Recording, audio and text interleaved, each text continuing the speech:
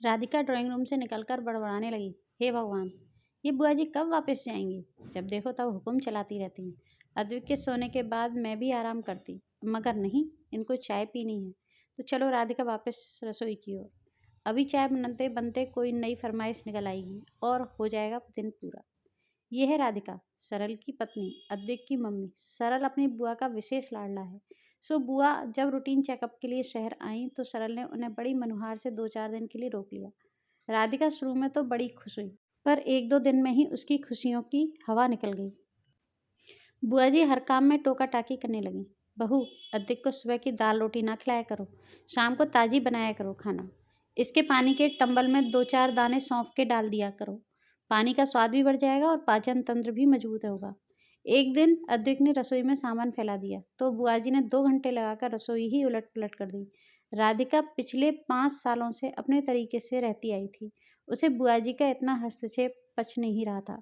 वो अपने अनचाहे मेहमान से तंग आ चुकी थी। बस अभी मुंह पर कुछ कह नहीं पा रही थी। वैसे भी 2-4 दिन की बात अब 20 दिन पुरानी हो गई थी।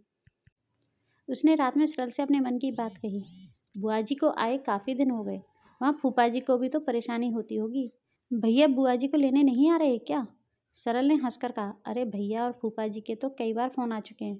मैंने ही मना कर दिया अभी भेजने को। तुम्हें और अद्विक को भी कंपनी मिल जाती है और मैं भी बुआ के पास बैठकर थोड़ा सुकून पा लेता हूँ। जल भुनकर खाक हो गई राधिका मन ही मन, पर सामने सहज बनने का प्रयास करते हुए उसने सरल को समझाया, उनका अपना घर संसार है।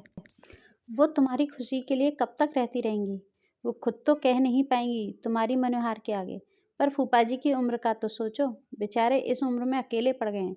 तीर निशाने पर लगा। सरल ने कल की मीटिंग के बाद बुआ जी को खुद छोड़ के आने का वादा कर दिया। अगले दिन सरल ऑफिस से असमय घर आ गया। जनरल मीटिंग में प्रवेश से पहले कोरोना की रैपिड जांच हुई थी, जिसमें वो पॉजिटिव पाया गया था। आनन फानन में राधिका, बुआ जी और अद्विक की भी जांच कराई गई। राधिका भी पॉजिटिव थी। दोनों मियाँ बीवी अलग अलग कमरों में आइसोलेट हो गए और बाहर रह गए बुआ जी और नन्हा अद्विक। बुआ जी ने घर, अद्विक और सारी जिम्मेदारियों को जैसे संभाला, राधिका आत्मग्लानि से भर गई। अद्विक को माँ बाप से पहले अलग रखना आसान नहीं था। वो तो बुआ जी पहले से ही रह रही थीं, तो वो उन्हें जान गया था। अन्यथा कोरोना काल में जन्मा ये बच्चा बस अपने माँ बाप को ही पहचानता था। बुआ जी दोनों समय गर्म खाना तैयार करके लाती तो राधिका शर्मिंदा हो जाती। अद्विक भी 2-4 दिन में बुआ जी के साथ मस्त हो गया। फूफा जी और भैया भाभी रोज फ़ोन करके सबका हाल पूछते।